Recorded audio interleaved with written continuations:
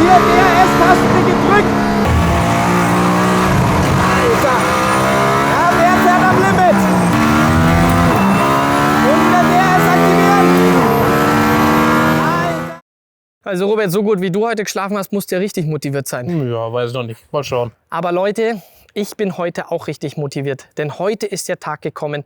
Heute kann ich euch gemeinsam mit der Kamera mitnehmen, denn wir fahren hier den Mercedes AMG One. Wir haben ja schon mal ein ausführliches Video vor ein paar Wochen gemacht hier über den AMG One. Da durfte ich euch aber leider nicht mitnehmen, sondern habe euch meine Erfahrung mitgeteilt. Und ja, für die Leute, die das Video schon gesehen haben, ihr wisst, das war für mich das Heftigste, was ich jemals gefahren bin. Für die Leute, die das Video noch nicht gesehen haben, Robert, ich würde mal sagen, du blendest mal den Link ein. Ich hoffe aber, dass du ihn auch diesmal wirklich einblendest. Ja, hier oben wird er irgendwo sein. Weil das, Leute, ist wichtig für euch, für diejenigen, die es noch nicht gesehen haben, bevor ihr jetzt mit mir hier einsteigt und wir gemeinsam den AMG One fahren werden. Ich würde auch gar nicht zu sehr jetzt hier in das Detail eingehen, denn wie gesagt, dafür gibt es ja genau das Video. Denn heute geht es darum, dass wir das Auto gemeinsam fahren, wir endlich die Kameras im Innenraum montieren dürfen. Aber nochmal ganz kurz, Mercedes AMG One, 1063 PS Gesamtleistung. Wir haben den Formel 1 Motor am Start, der leistet 574 PS und der Rest sind dann die Elektromotoren, wo wir die Power herbekommen. Jetzt hier steht er schon komplett im Track-Modus, also bereit für Nürburgring GP-Strecke. Auch wieder einfach geil. Diese Finnen, die hier hochgeklappt sind, können wir über DRS klappen die dann runter. Das werde ich euch alles dann im Detail zeigen. Ich bin mal wirklich gespannt, weil wir sind ja das Auto in Immendingen auf der Teststrecke von Mercedes gefahren. Das war ja wirklich schon brutal. Ah ja, hier, da kommt der Bernd Schneider an im AMG GT Black Series. Und hier, und da sehen wir jetzt den Unterschied, Leute, schaut her. Das ist jetzt im normalen Highway-Modus. Da steht der sportlich eleganter. Und hier jetzt im Track-Modus ist das Ding einfach nur brutal aggressiv. Richtig auf Rennstrecke getrimmt mit den Flaps, wie die hier hochstehen. Hier hinten auch Heckflügel ist oben. Können wir uns auch mal kurz noch mal im Detail anschauen. Und zwar hier Heckflügel klappt hoch und dann haben wir zusätzlich noch mal eine zweite Finne. Und wenn wir die DRS-Taste drücken, dann klappt der nach unten, ne? Damit wir einfach eine höhere Geschwindigkeit da dabei erzielen. Dann auch ganz wichtig, Leute, Reifen, speziell entwickelte Michelin Pilot Sport Cup 2 Reifen, sehen wir auch hier die Silhouette vom AMG One. Ja, und sonst, ich meine, wie gesagt, ausführliches Video haben wir gemacht. Wir brauchen jetzt nicht den Motor noch mal zeigen, aber noch mal ganz kurz, weil ich finde einfach dieses Heck, finde ich so unglaublich, wie breitbullig das da steht. Und dann hier die Endrohre, einfach wie ein Kampfjet mit dem kompletten Diffusor aus Carbon. Auch nochmal wichtiges Thema. Wir haben ja hier das Motorsportpaket am Start. Bedeutet von Silber auf Schwarz übergehen, mit den Sternen lackiert. Motorsportpaket kann man auch komplett in Schwarz haben. Und sonst kannst du ja alle möglichen Farben machen. Und dann hier im Innenraum sehen wir jetzt ganz gut, handelt es sich hier um einen Prototypen. Aber wir sehen jetzt hier, wir haben jetzt hier, Motorsportpaket geht hier weiter. Bedeutet, wir haben jetzt hier die ganzen Nähte in diesen artmäßigen Petronas haben wir hier. Und dann sehen wir auch hier die schönen Gurte. Sieht einfach geil aus. Das ist halt einfach Formel 1 Feeling pur. Auch wenn du dich nochmal hier reinsetzt. Das ist so krass. Du hast hier in dem Sinne keinen Sitz, sondern hier schön am Chassis dran die Polsterung und dann diese tiefe Sitzposition. Das ist so heftig. Und das Einzige, was wir uns hier verstellen können, ist, klar, das Lenkrad. Und da sieht man wieder, Leute, Mercedes. Wir können uns das hier automatisch verstellen. Dann haben wir hier noch diesen roten Hebel. Den können wir hier hoch. Und was passiert? Die Pedale ziehen sich zu uns her. Und wenn wir hier nach vorne gehen, dann können wir sie verstellen. Also das ist das Einzige, was wir verstellen können, sonst können wir hier nichts verstellen. Und das ist auch genau wieder hier das Thema. Rennfeeling pur. Dieses Lenkrad allein schon wieder, wie sich das anfasst. Einfach, es ist schon wieder einfach, du sitzt in dem Formel 1 Auto Gefühl. Das ist schon echt krass. Und von der Leistung her bin ich mal wirklich gespannt, wie der AMG One hier auf dem Nürburgring GP Strecke performen wird. Auch nochmal hier krass, schau dir das nochmal an, Robert. Das müssen wir auch nochmal zeigen. Und zwar hier die Flaps, da wie offen das Ganze hier ist und dann zusätzlich noch die Flaps, diese Aero, die wir hier an dem Auto verbaut haben. Diese ganzen kleinen Details, was aber eben hier so viel ausmacht, damit wir die Aero, damit wir die Downforce hier erzeugen. Und ja, Robert, ich würde sagen, du schmeißt dich jetzt in deinen Rennanzug und dann leg mal los, oder? Was heißt das? Wie, was heißt das? Ja, wie wir legen los? Ja, wir fahren los. Ja, wenn, dann lege ich alleine los. Ach so, willst du fahren? Ja klar, dann fahre ich. Okay, gut. Aber nee, warte, wir können es auch so machen. Ich setze mich in den rein und du fährst einfach den Black Series vom Bernd. Können wir Weil auch ich so meine, du machen. kennst die Stimmt. Strecke eh besser, du bist der bessere Fahrer. Ja, klar. Und dann fahre ich dir einfach hinterher. Dann machen wir das doch Alles so. klar, machen wir so. Auf geht's. So Leute, also, wir sitzen jetzt hier im AMG One. Mikrofon läuft, oder wie? Ja. Perfekt. Also, wir sitzen jetzt hier im AMG One, Leute. Nürburgring GP-Strecke. Wie gesagt, wir sind ja das Ding hier schon mal auf der Teststrecke bei Mercedes gefahren und jetzt hier GP-Strecke Nürburgring. Ich bin richtig gespannt, wie hier der AMG One jetzt gleich performen wird. Und von daher würde ich sagen, wir starten jetzt den schönen Formel 1 Motor. Und dann, was wir auch direkt gleich machen, wir gehen jetzt halt hier in Race Plus. Pedal gedrückt halten, bedeutet, wir gehen jetzt in den Track-Modus. Und noch direkt gleich in Strat 2. Wir sehen das hier schön, wie das hier das Ganze anzeigt. So, jetzt sind wir hier unten. Jetzt sind wir aber erst in Race Plus. Und jetzt hat nochmal hier runter. Und jetzt zeigt das hier an. Strat 2. Gang einlegen. Wir gehen noch in Manuell. Und dann können wir hier losfahren. Oh, Leute, ich bin so motiviert. Jetzt bin ich mal wirklich gespannt. Bernd Schneider, mehrmaliger DTM-Champion, fährt voraus im AMG GT Black Series. Wir müssen die Reifen jetzt erstmal aufwärmen, die sind 0 auf Temperatur. Es fühlt sich hier direkt schon wieder an. Einfach krass.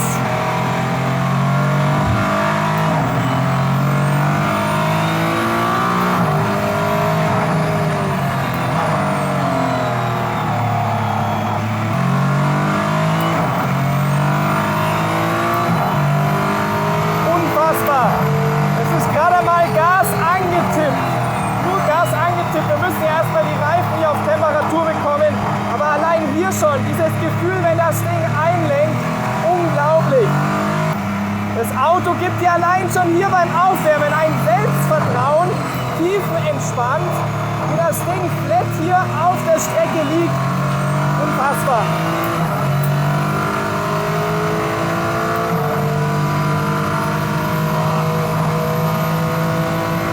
Und das sind hier tiefenentspannt schon 2,30 durch die Kurve gewesen. Ohne Probleme, ohne Stress.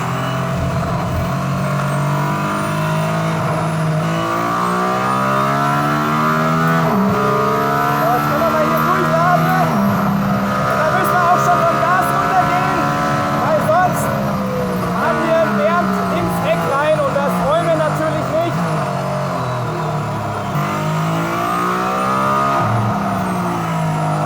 Aber du siehst auch, wie krass gut der Black Series liegt, das ist unglaublich.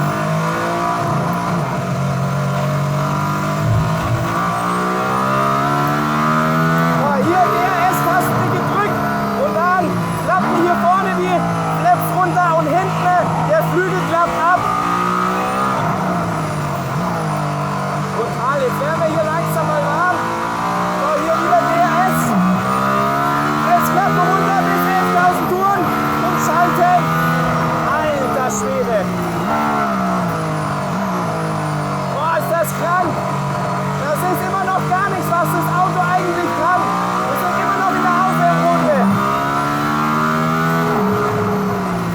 So, jetzt fahren wir mal kurz in die Box, um den Reifendruck zu checken, ob alles passt. Und dann, Leute, dann können wir hier mal richtig Gas geben. Aber jetzt schon nach den ersten 2 Runden, unglaublich dieses Gefühl. Unglaublich dieses Gefühl. Kein Auto gibt dir hier das Gefühl von einem Rennwagen mit Straßenzulassung. Das ist schon wirklich unfassbar. So Leute, dann geht es jetzt wieder auf die Strecke. Jetzt laden wir einmal kurz die Batterie voll, damit wir volle Power haben und richtig 1-2 Runden richtig schnell fahren können, wie in der Formel 1 Qualifying-Modus. Wir haben natürlich den Bernd vorne voraus, der brutal schnell im Black Series unterwegs ist, aber man merkt natürlich auf der Geraden, wir haben natürlich deutlich mehr Power, deutlich mehr Aero, aber trotzdem siehst du der Black Series, wie abartig schnell dieses Ding ist und vor allem, weil der Bernd am Steuer sitzt, wie er dieses Ding bewegt, ist brutal. Hier können wir schön sehen, wie sich die Batterie volllädt, die ist jetzt über ein Viertel. Und dann schauen wir mal so auf 6.000 Touren. Soll man den Motor halten, damit sich schön konstant die Batterie wieder auflädt. Boost haben. Dieser Sound, wie hier innen drinnen alles vibriert, wie arschlaut es hier ist, wie nah du einmal hier an der Formel 1 bist, das ist echt verrückt. So, wer gibt schon Gas? Wir sind auch da und aktivieren die DRS bis 11.000 Touren.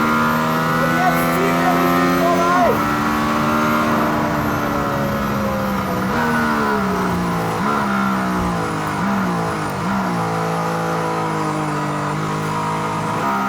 Mann, diese Aero.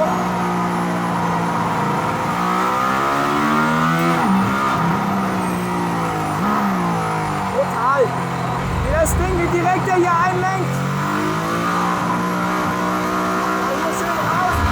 Und jetzt voll drauf. Jetzt 11.000 Touren wieder DRS aktivieren. Lokal wieder Bern in den Black Series fährt. Ah, wir sind zu spät geschalten. Oh, wie das Ding an der Bremse hängt, ist brutal. Das ist so krass, das ist immer noch nicht alles, was das Auto kann.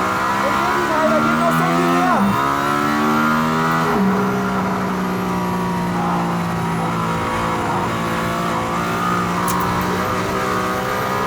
Richtig hier schön raus. Alter Schwede.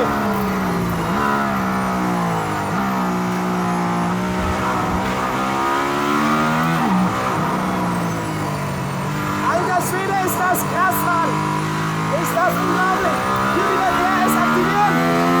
Bis 11.000 Touren und wir müssen vom Gas runter, weil sonst fahren wir Bern wieder drauf.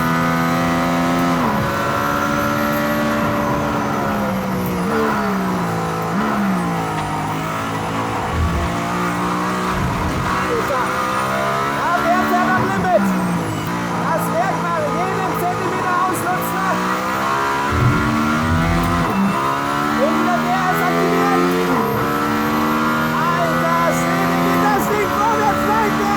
Leck mich am Arsch! Ist das krank? Ist das krank?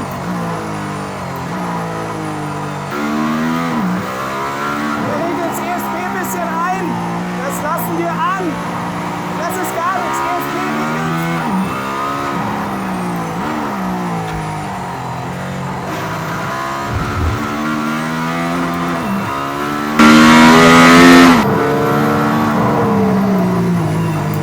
Wie das Ding an der Bremse hängt und hier die Kurvengeschwindigkeiten.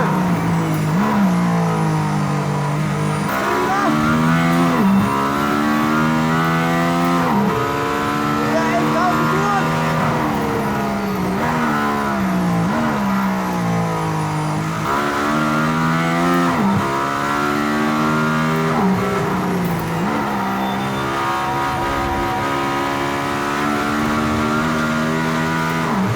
Ja, jetzt sieht man, jetzt ist die Batterie, neigt sich dem Ende, er nimmt die Leistung weg. Das ist halt wirklich so ein bisschen ein Problem. Die Batterie war jetzt nicht komplett voll. Wir kühlen jetzt ab ein bisschen, weil die Batterie ist leer und dann merkst du, dann nimmt er dir die Leistung weg. Das Ding ist sowas von abartig schnell. Aber sobald hier die Batterie leer ist, dann ist das ungefähr auf einem Niveau von der Beschleunigung wie der Black Series. Also wirklich hier mit dem Elektro-Boost ist das Ding abartig schnell.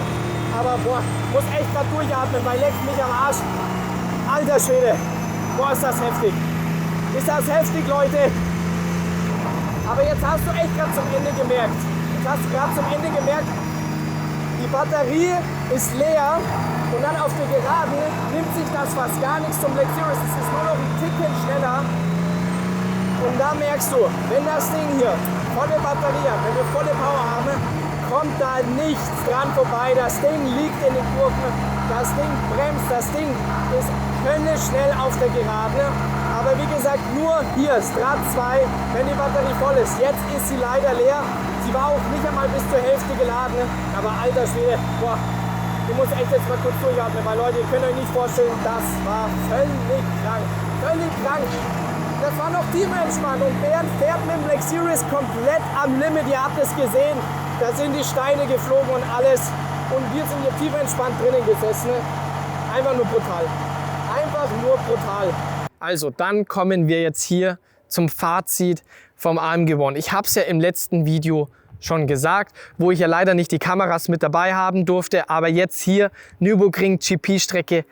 Es ist für mich das beste Auto, was ich jemals gefahren bin. Es ist das nicht nur das beste, sondern auch das schnellste Auto, was ich jemals gefahren bin. Nochmal eine andere Liga gegenüber Senna, gegenüber GT Black Series. Und das Faszinierende am AMG One ist einfach, du steigst in das Auto ein, er ist auf der einen Seite entspannt zum Fahren, aber auf der anderen Seite, hier auf der Rennstrecke, das Ding gibt dir vom ersten Meter an ein Selbstvertrauen, was du in keinem anderen Auto hast. Das war bisher für mich immer GT Black Series.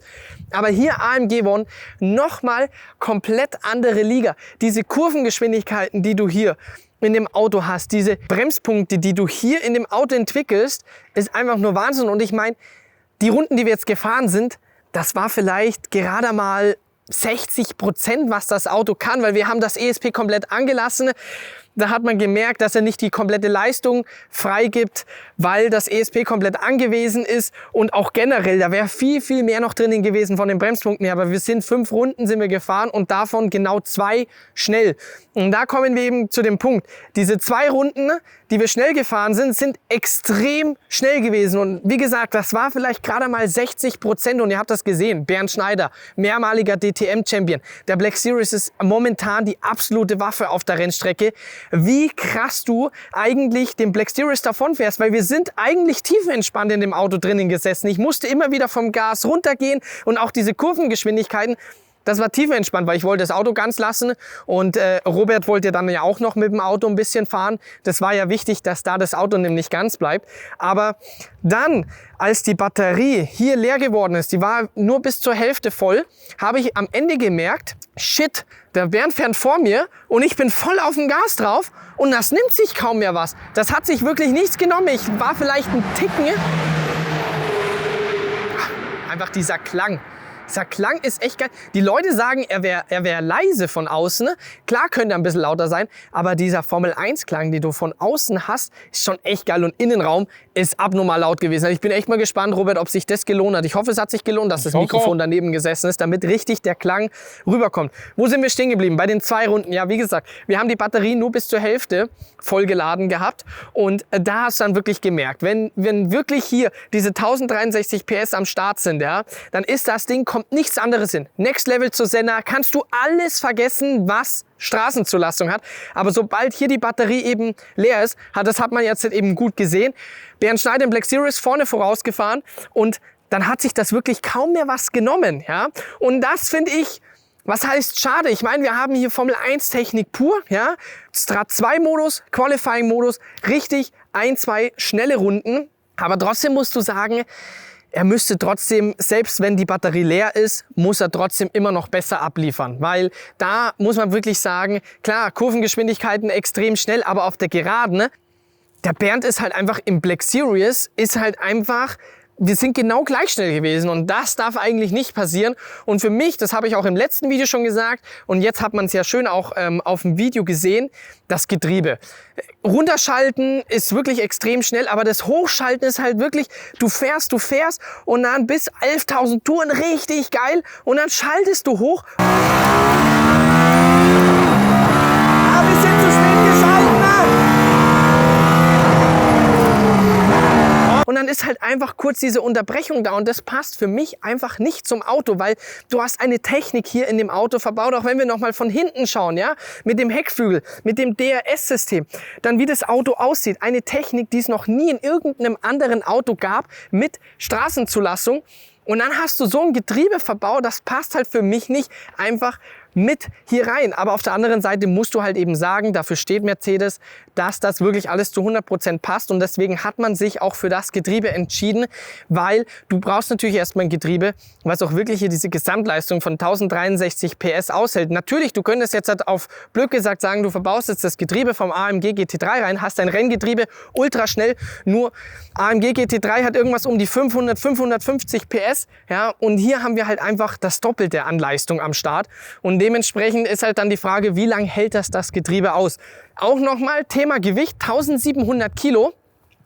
Ist verrückt gewesen, du merkst es einfach null. Da stelle ich mir die Frage, wie ist das Ganze, wenn jetzt das Auto, wie am Anfang geplant, 1300, 1400 Kilo wiegen würde, ja, ich meine, dann muss das von der Beschleunigung, von den Bremspunkten nochmal so extrem sein. Schau mal, jetzt kommt er hier nochmal an. Hier ist der Bernd schön im GT Black Series. Einfach unglaubliches Monster. Und dann kommt hier jetzt AMG 100. Schau dir mal dieses breite Auftreten rein. Schon sexy, oder? Auf jeden Fall. Der Po ist fast so sexy wie deiner, Robert, Okay, muss man danke. sagen. Also das macht schon hier wirklich sehr Konkurrenz. Klar, natürlich auch K2R machen hier einen Haufen aus. Jetzt hier zum Ende zu kommen, AMG One, für mich das beste Auto, was ich jemals gefahren bin. Nochmal ganz andere Liga zum Senna und alles andere, was es momentan auf dem Markt gibt mit Straßenzulassung für die Rennstrecke. Wie gesagt, die zwei negativen Punkte, die mich eben stören, ist das Thema Batterie. Es darf nicht sein, bei so einem Preis, bei so einem exklusiven Auto, dass wenn die Batterie leer ist, dass du auf der Geraden genau gleich schnell oder vielleicht minimal schneller bist als ein GT Black Series, sondern da muss immer noch mehr Leistung am Start sein, da muss definitiv noch mehr gehen. Auf der anderen Seite muss dann wiederum sagen, wenn du die Batterie komplett vollgeladen hast, dann hast du einfach von der Leistung, von der Performance her ein Auto, wo nichts anderes hinkommt. Und der zweite negative Punkt ist das Thema Getriebe. Das ist für mich einfach zu langsam. Das passt hier von der Technik her einfach nicht zum Auto. Aber das Ganze macht das wieder gut, denn du musst sagen, das ist standfest, das hält das komplett aus und dementsprechend hat Mercedes sich hier für das Getriebe entschieden. Und nochmal, nach 5 Jahren ist es endlich soweit. Mercedes hat es endlich geschafft, das Auto hier auf den Markt zu bringen. Die ersten Autos sind auch schon in der Produktion. Und auch nochmal zum Ende, einfach Mercedes, unfassbar geile Arbeit, was die hier über die letzten Jahre geleistet haben. Und da halte ich da dabei fest, kein anderer Hersteller oder so gut wie kein anderer Hersteller hätte das hier weiterhin durchgezogen, sondern alle 275 Kunden hätten ihre Anzahlung zurückbekommen. Der Hersteller hätte gesagt, okay, hier, ihr habt euer Geld zurück, aber wir können das hier nicht straßentauglich machen. Und das finde ich das Faszinierende, dass Mercedes dieses Projekt nie aufgegeben hat, auch wenn er letzten Endes etwas schwerer geworden ist, etwas von der Performance heruntergegangen ist. Aber Leute, wir müssen wissen, wir haben ein Auto hier mit einem Formel-1-Motor für die Straße. So etwas gab es noch nie und so was wird es nie wieder geben. Und deswegen denke ich, dass damals schon und jetzt und genauso auch noch in 20 Jahren wir hier ein so exklusives Auto haben, das wird es einfach nie wieder geben. Und von daher würde ich sagen, Robert, wir machen Schluss hier mit dem Video und Auf dann jeden Fall. geht's wohin? Auf jeden Fall mal zum Mittagessen. Ah ja, stimmt, Mittagessen steht noch an. Alles klar, Leute. Also, Bis zum nächsten Mal. Peace out.